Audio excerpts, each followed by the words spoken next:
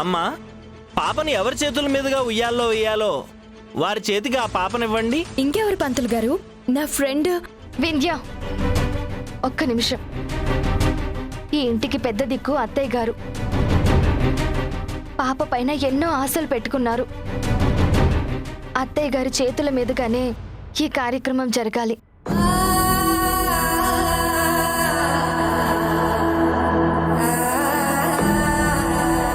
వింధ్య, ఈ బిడ్డను తీసుకెళ్లి అత్తయ్య గారి చేతిలో పెట్టు. ఇదే కరెక్ట్ వింధ్య, వెళ్ళు.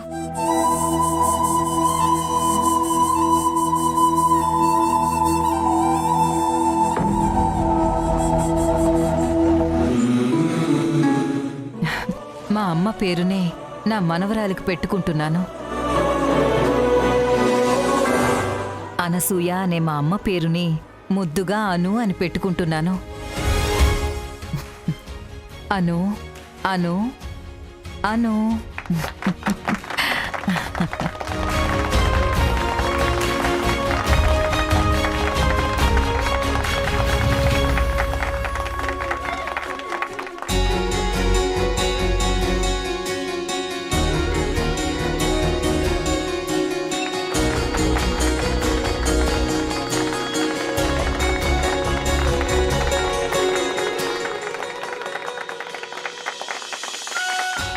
బాబు, అందరికీ అక్షతలు ఇవ్వు నాయనా. అందరికీ, ముత్తైదువులందరికీ అక్షతలు ఇవ్వండి. అయం ముహూర్త శుభ ముహూర్తో అస్తో శతమానం భవతి శతాయు పురుష శతేంద్రియ ఆయుష్యేవేంద్రియే ప్రతిష్టతి. ఆయుష్యాభివృద్ధిరస్తు. అమ్మా, అందరూ పాపకి అక్షతలు వేసి ఆశీర్వదించండి.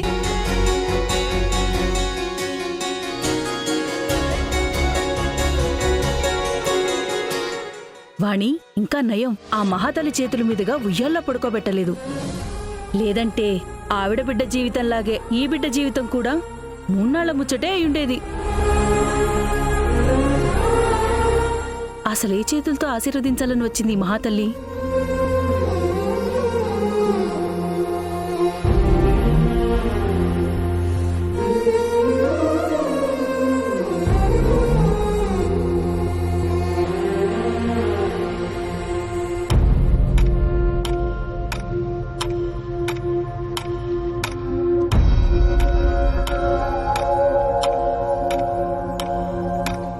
ఆవిడ బిడ్డ జీవితంలాగే ఈ బిడ్డ జీవితం కూడా మూన్నాళ్ల ముచ్చటే అయ్యుండేది.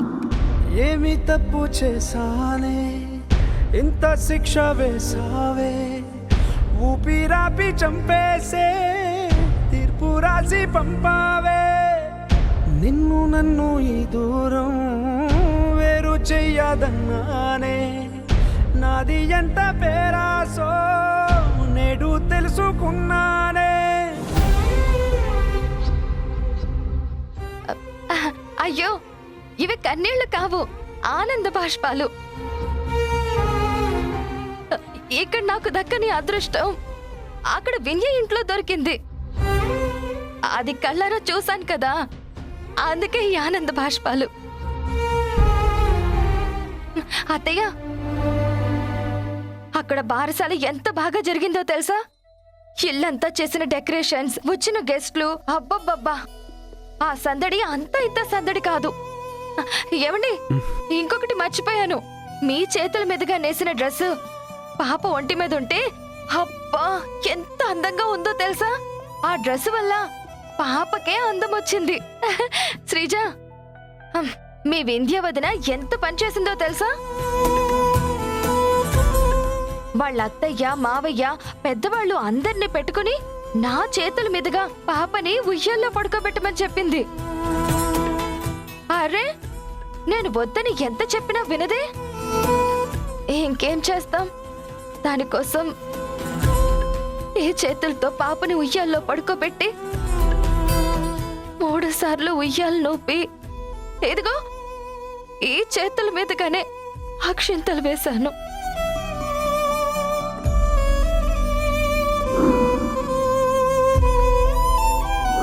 పాపకి మంచి జరగాలని, మంచి భవిష్యత్తు ఉండాలని ఆశీర్వదించాను. నన్ను వింధ్యని చూసి అందరూ చాలా హ్యాపీగా ఫీల్ అయ్యారు. ఆ కుటుంబాన్ని, ఆ వాతావరణాన్ని చూసి నా కడుపు నిండిపోయిందనుకోండి.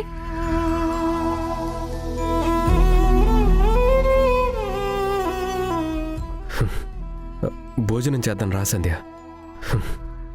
భోజనం చేయడం ఏంటి? అంటే అంటే మీరు ఇంకా భోజనం చేయలేదా? అయ్యో, నేను ఫంక్షన్కి వెళ్ళాను.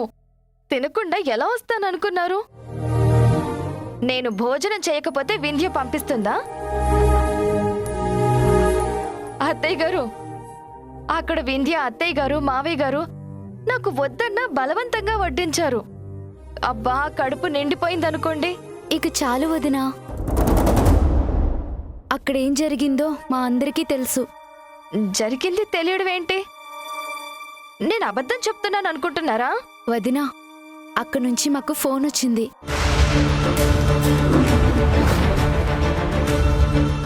అమ్మా, రంగమ్మత్త ఫోన్. రంగమ్మత్త,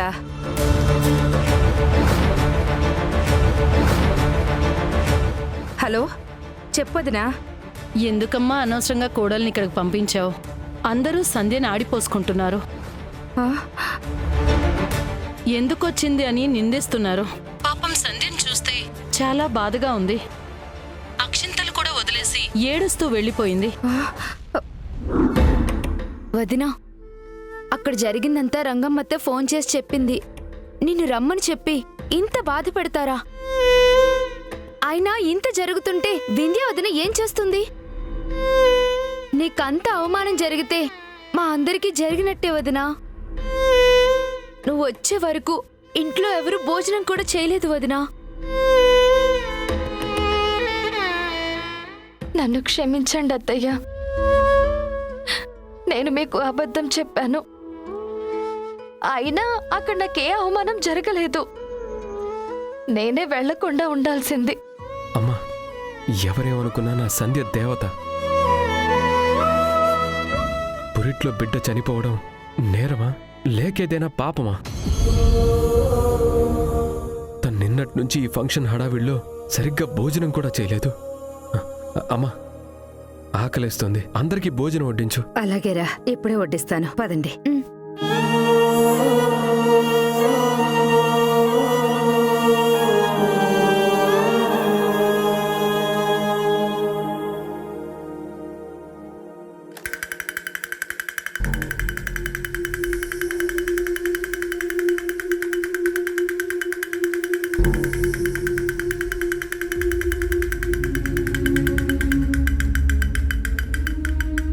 నువ్వు వేయకుండా వదిలి వెళ్ళిన అక్షింతలే సంధ్య.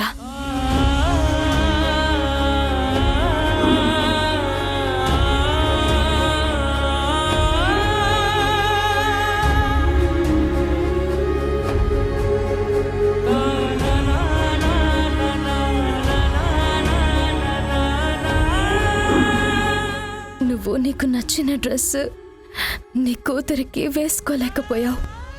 కనీసం నీ చేతుల మీదుగా యక్షింతలు కూడా వేయలేకపోయావు. ఏం జరిగిందో తెలీదు. నువ్వెప్పుడు వెళ్ళిపోయావో తెలీదు. కనీసం భోజనం కూడా చేయకుండా వెళ్ళిపోయావు. నేను నీ చేతుల మీదుగా నీ కూతురిని ఉయ్యాలలో వేయించాలనుకున్నాను, కానీ కుదరలేదు.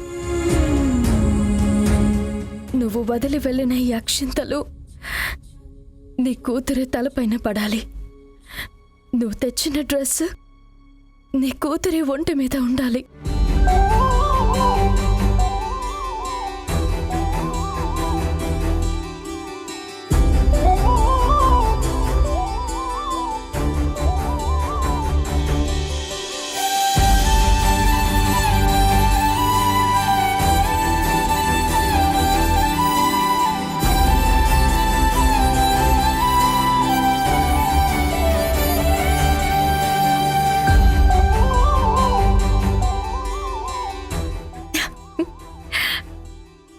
సంధ్య, నీ కూతురికి వాళ్ళ నాన్న నేసిన డ్రెస్ ఎంత బాగుందో.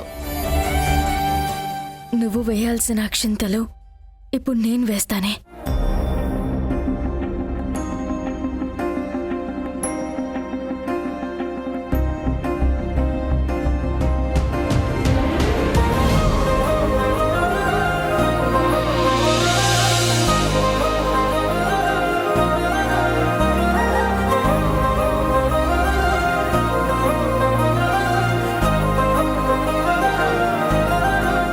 నా సంధ్యకు తన బిడ్డ ఫోటోలు పంపిస్తాను. కనీసం ఇలాగైనా తను తన కూతుర్ని చూసుకుని ఆనందపడుతుంది.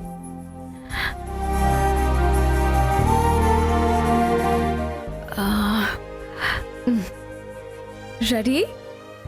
ఇచ్చాడు ఇచ్చాడు ఇచ్చాడు.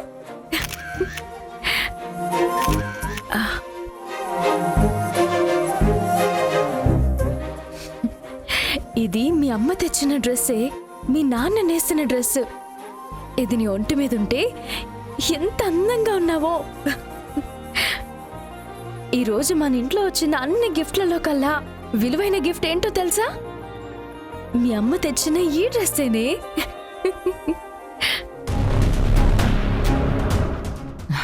వింధ్యా, ఓ తల్లులు. వింధ్యా,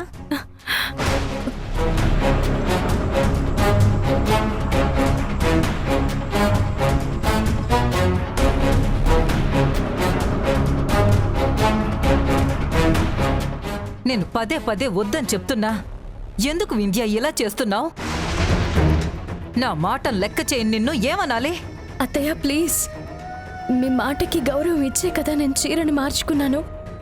ఫంక్షన్లో పాప డ్రెస్ కూడా మార్చేశాను. ఈ ఒక్కసారి నా కోసం అత్తయ్య ప్లీజ్. ఎందుకు వింధ్యా? ఎప్పుడూ లేంది నీలో ఈ మొండితనం కనిపిస్తుంది. ఆ రోజు కూడా ఇలాగే నాకంటే నా మాట కంటే ఆ సంధ్యనే ఎక్కువని చెప్పి వెళ్ళిపోయావు. ఈ కుటుంబం నీ మెడలోకి తాళినిచ్చింది. ఈ ఇల్లు నీకు గౌరవం ఇచ్చి కోడలి స్థానాన్నిచ్చింది. ఆ సంధ్య ఏమిచ్చింది? ఎందుకింత మొండిగా బిహేవ్ చేస్తున్నావు? సంధ్య ఈ ఫంక్షన్కి రాకూడదు, వచ్చింది, అయినా సహించాను. నువ్వు తన చేతుల మీదుగా పాపను ఉయ్యాల్లో వెయ్యాలనుకున్నావు, అయినా నేను మౌనంగా ఉన్నాను. ఎందుకో తెలుసా? అది నాకు నీ మీదున్న ప్రేమ. నీకు నా కోపం కనిపిస్తుందే కానీ నా ఆవేదన అర్థం కావడం లేదు. నేను అభ్యంతరం చెప్తుంది సంధ్య డ్రెస్ తీసుకొచ్చింది కాబట్టి వద్దని కాదు, ఆ రంగు మనకి సెంటిమెంట్గా కలిసి రాదని. అత్తయ్య, ఈ కాలంలో కూడా ఈ రంగులు పట్టింపులు మీరు నమ్ముతున్నారా? వింధ్యా, నీకెలా చెప్తే అర్థమవుతుందో నాకు అర్థం కావడం లేదు. ఈ సెంటిమెంట్ ఇప్పటిది కాదు. నా పెళ్ళైన కొత్తల్లో మా అత్తగారు యాక్సిడెంట్లో చనిపోయారు. అప్పుడు మా అత్తగారు కట్టుకున్న రంగు ఈ రంగే. అంతెందుకు, నాకు మీ మావయ్యకి పెద్ద యాక్సిడెంట్ జరిగింది. అప్పుడు కూడా నేను కట్టుకున్న రంగు ఈ రంగు చీరే. అప్పటి వరకు నేను కూడా నీలాగే సెంటిమెంట్ని సీరియస్గా తీసుకోలేదు. ఈ ఇంట్లో ఒక కోడలిగా, ఒక భార్యగా, ఒక అమ్మగా, ఒక అత్తగా, ఇప్పుడు నానమ్మగా నేను ఏం ఆలోచిస్తున్నానో, ఏం మాట్లాడుతున్నానో, అసలు నా బాధ ఏంటో నీకు అర్థం కావడం లేదు. సంధ్య తెచ్చిన చీరని నీ ఒంటి మీద నుంచి తీయించేస్తే నేను నీ మీద పెత్తనం చేస్తున్నానని నువ్వు ఫీల్ అవుతున్నావు. నేను నీ గురించి, ఈ పాప గురించి, ఈ కుటుంబం గురించి ఎంత భయపడుతున్నానో అసలు నీకు తెలియదు వింధ్యా. మనకి కలిసి రాని రంగు పాప ఒంటిపైన ఉంటే ఎక్కడ ఏ అరిష్టం జరుగుతుందోనని నేనసలు ఎంత ఆవేదన చెందుతున్నానో నీకు అర్థం కావడం లేదు. రేపటి రోజున జరగరాంది ఏదైనా జరిగితే మనం కన్నీటికి కూడా సమాధానం చెప్పుకోలేని బాధని అనుభవించాల్సి వస్తుంది. వింధ్యా, నువ్వు ఎలాగైనా తీసుకో, కానీ నేను చెప్పాల్సింది సూటిగా చెప్తున్నాను విను. ఇప్పటికే నువ్వు 2 తప్పులు చేశావు. 1, నా మాటను కాదని నాకంటే ఆ సంధ్య ఎక్కువ అని చెప్పి ఆ రోజు గడప దాటి చావింటికి వెళ్ళావు. 2, నేను వద్దని చెప్పి విసిరి కొట్టిన ఆ డ్రెస్సుని ఇప్పుడు పాపకి వేశావు. ఆలోచించుకో వింధ్యా, నీకు నా పద్ధతులు, పట్టింపులు వద్దు అనుకుంటే ఇప్పుడే ఈ క్షణమే ఈ ఇల్లు వదిలి నీ పుట్టింటికి వెళ్ళిపో.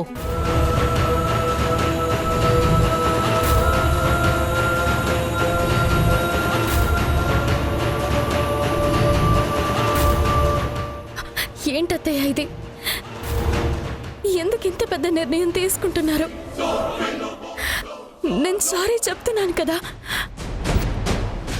ఇంకోసారి ఇలాంటిది జరగనివ్వను. ఈ ఒక్కసారికి ఎక్స్క్యూజ్ చేయండి ప్లీజ్. నువ్వు ఈ ఇంట్లో ఉండాలి అంటే వెంటనే ఆ డ్రెస్ తీసేసి నాకివ్వు. చెప్తుంది నీకే వింధ్య. ఆ డ్రెస్ కావాలా లేకపోతే అత్తగారిల్లు కావాలా? ఇచ్చేస్తాను అత్తయ్య.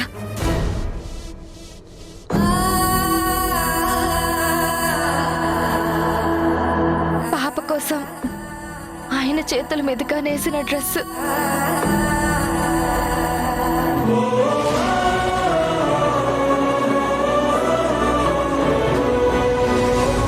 వింధ్య, నీకెన్నోసార్లు చెప్పాను, మళ్ళీ చెప్తున్నాను. సంసారం వేరు, స్నేహం వేరు. దేన్ని ఎక్కడుంచాలో అక్కడే ఉంచు.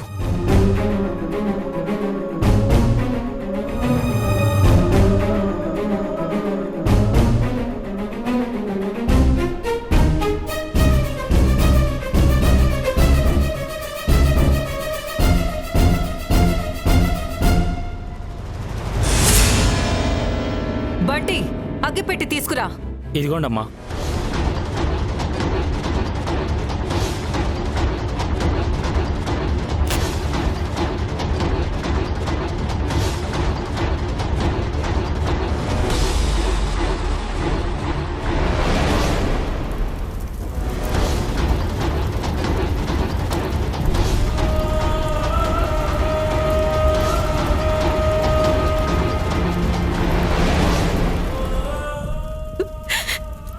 నన్ను క్షమించు సంధ్య. నీ బిడ్డకి నువ్వు మొదటిసారి తెచ్చిన డ్రెస్ కూడా మంటల్లో కాలిపోతుంది.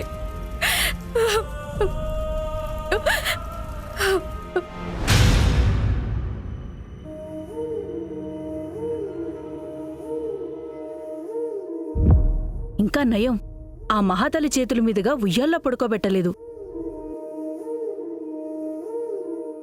ఆవిడ బిడ్డ జీవితంలాగే ఈ బిడ్డ జీవితం కూడా 3 నాళ్ల ముచ్చటే అయ్యుండేది.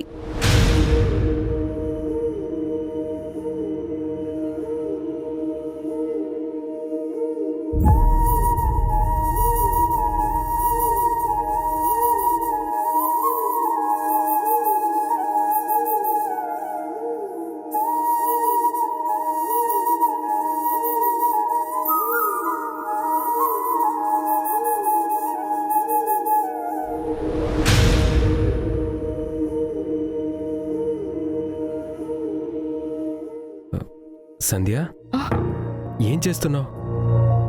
నిద్ర రావడం లేదండి. పాప ఫోటో చూస్తున్నాను. చూడండి, మీరు నేసిన డ్రెస్సు పాపకి ఎంత బాగుందో. ఈ డ్రెస్ వల్ల బుజ్జి తల్లి ఎంత అందంగా ఉందో చూడండి. చూడండి, ఈ ఫోటో ఫ్రేమ్ కట్టించి మన ఇంట్లో పెట్టుకుందామండి ప్లీజ్. సంధ్య,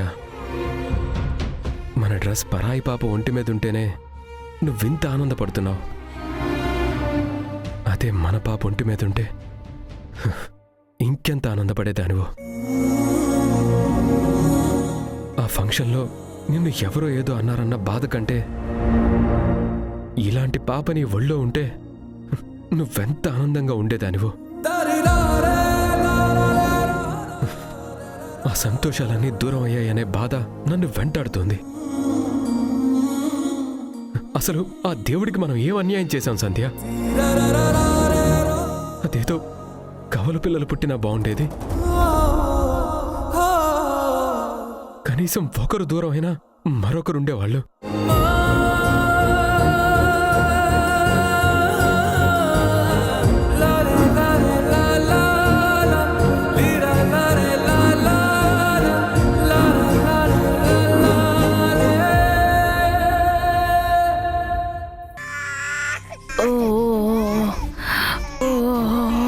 ఆకలికి ఏడుస్తున్నట్టుంది.